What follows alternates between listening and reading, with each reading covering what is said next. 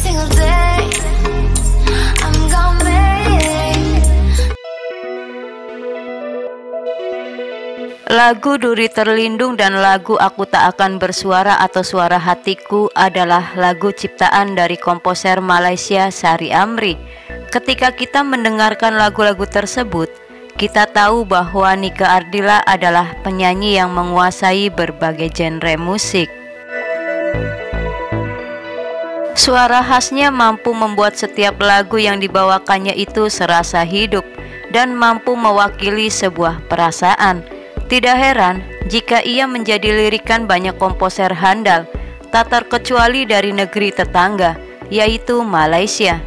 Tidak sampai di situ saja, karisma dan kepribadian Nika Ardila pun mampu menggugah keinginan para wartawan negara tetangga untuk mewawancarainya. Berikut ini adalah catatan dari Adam Saleh yang merupakan seorang wartawan asal Malaysia yang dulu pernah bertemu dan sempat mewawancarai Nika Ardila saat Nika Ardila mengadakan promo tour di Malaysia. Catatan dari Adam Saleh ini kemudian dimuat di media lokal pada bulan Oktober 2005 lalu, dan inilah catatan dari beliau selengkapnya.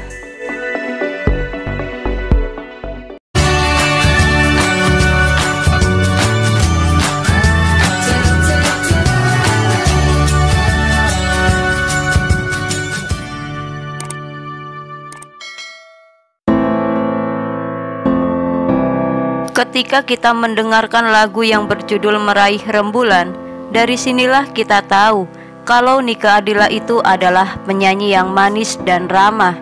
Terbukti dengan nyata, belum genap 1 tahun album Duri Terlindung berhasil memasuki pasaran dan disukai oleh pendengar di berbagai negeri, khususnya di Asia.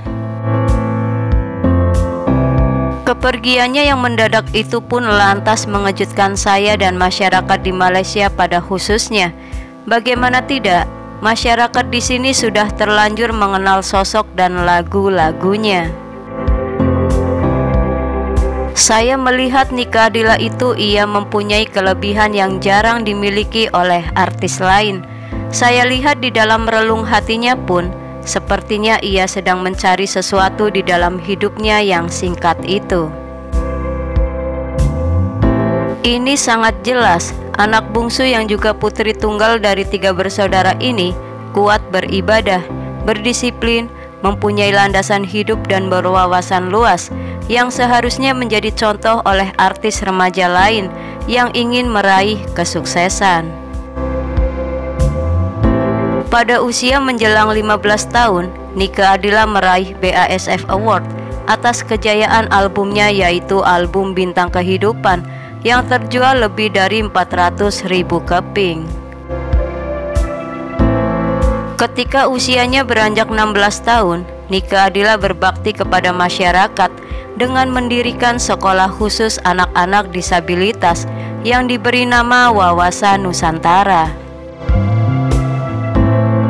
Ketika saya mewawancarai Nika Ardila di penghujung tahun 1994, Nika Ardila belum puas atas semua kesuksesannya itu.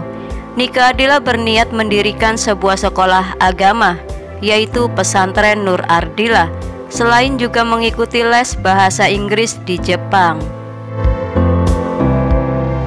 Pada ketika itu, Nika Ardila baru 3 bulan mengikuti kursus Public Relation yang diharapkan dapat menjadi aset mewujudkan kedekatannya dengan para penggemarnya. Nika Ardila juga berandai-andai ingin menjadi Perdana Menteri meski ia termasuk artis top kala itu. Nika Ardila pernah menuturkan, "Saya ingin menjadi Perdana Menteri yang ada kaitannya dengan masyarakat." Tidak salahkah seorang artis mempunyai cita-cita begitu? Karena Nika pernah mengatakan, "Terbanglah jika kita tidak sampai ke bulan, paling tidak kita akan terjatuh di antara bintang-bintang. Jadi pertahankan." Dalam kesibukannya sebagai artis, sebisa mungkin Nika mau menjaga sholat 5 waktunya dengan baik. Saya ingat satu momen kala itu, ketika promosi peluncuran album Duri Terlindung. seharusnya dimulai pada pukul 3 sore, tapi dilewatkan ke jam 3:30 karena Nike mau sholat asar terlebih dahulu. Ini disebabkan pesawat yang ditumpangi oleh Nike Ardila dari Singapura terlambat datang. Setelah Nike selesai memberikan sepatah kata, Nike bertanya pada penulis di mana letaknya masjid. Ketakwaannya itu jelas karena selalu ada sajadah yang senantiasa dibawanya. Menariknya lagi, inner beauty Nike secara pribadi sangat terlihat. Terbukti telepon atau faksimil saya selalu dibalasnya. Nike tidak pernah menunjukkan keluh kesahnya sedikit pun, meskipun ia tengah dalam kepenatan. Ketika Ramadan lalu, Nike membalas fax saya mengenai persiapannya menyambut Idul Fitri. Ia mengeluarkan 10 pasang baju gamis, termasuk kebaya. Nike memilih baju Korean silk bercorak abstrak yang diserasikan dengan warna terang. Terakhir kali bertemu dengan Nike, saya maklum kalau Nike sangat sibuk. Pada pukul 5 sore ke Bukit Bintang dan pada pukul 7 malam Nike ke The Mall untuk promosi album Duri Terlindung. Sementara pada pukul 4 sore saya masih mengajukan pertanyaan kepadanya. Untuk itu Nike menyarankan agar wawancara dilakukan di penginapannya saja. Dalam wawancara, Nike Ardila menjawab sambil kepalanya disandarkan ke sofa, memeluk bantal sambil mulutnya komat kamit menyantap permen. Soal pemotretan juga tidak menyulitkan karena ia bijak dalam berbagai pose yang dikehendaki oleh fotografer. Lazimnya artis Indonesia yang sangat kuat akan semangat nasionalismenya, Nike begitu mencintai para penggemarnya yang tersebar luas. Namun berbeda dengan Nike yang sempat heran dengan penontonnya sendiri, karena ia pernah dilempar batu ketika mengadakan sebuah konser di Surabaya. Nike memuji penonton Malaysia yang berdisiplin. Mengenai teman laki-laki, Nike Ardila mengatakan ia ingin menikah di usia 25 tahun. Nike menyukai laki-laki yang seiman dan penyayang, namun tidak suka laki-laki yang berkumis dengan alasan geli katanya. Selama ini belum ada kepastian siapa laki-laki istimewa Nike Ardila, tapi pernah terdengar bahwa ada seorang pemuda dari Jawa yang ingin melamar Nike Ardila. Namun Nike dan keluarganya bijak berdiplomasi, menjelaskan status Nike yang masih remaja saat itu.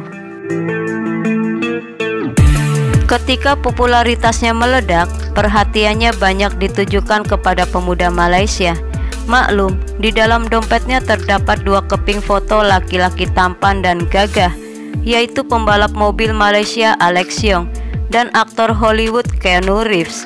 Gambar Alex itu digunting dari surat kabar. Nike pun berkeinginan dipertemukan dengan pemuda itu dalam sesi pemotretan, atau paling tidak bisa mendapatkan sebuah tanda tangan dari pemuda itu. Artis Malaysia lainnya yang diidolakan oleh Nike Ardila adalah Sheila Majid, Ella, dan M. Nasir. Jika diberi pilihan, Nike ingin sekali bertemu dengan Perdana Menteri Dr. Mahathir Mohamad. Nike mencurahkan keinginannya itu kepada label Pro BMG agar dapat bertemu dengan tokoh yang sangat diidolakannya itu.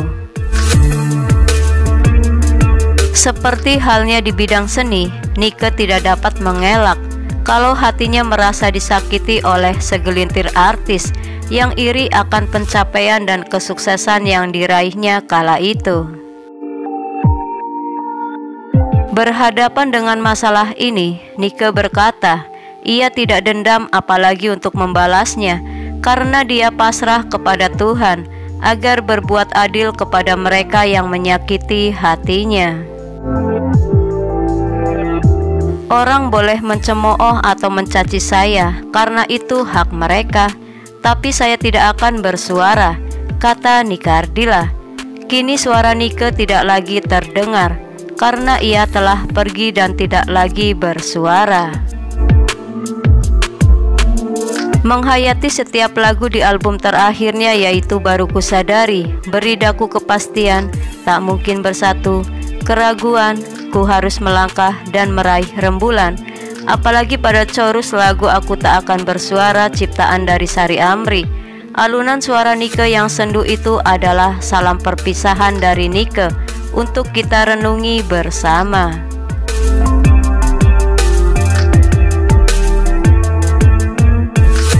Semoga ulasan dari cerita ini menambah informasi dan selalu bermanfaat. Lebih banyak tahu, tahu lebih banyak. Terima kasih dan sampai jumpa kembali.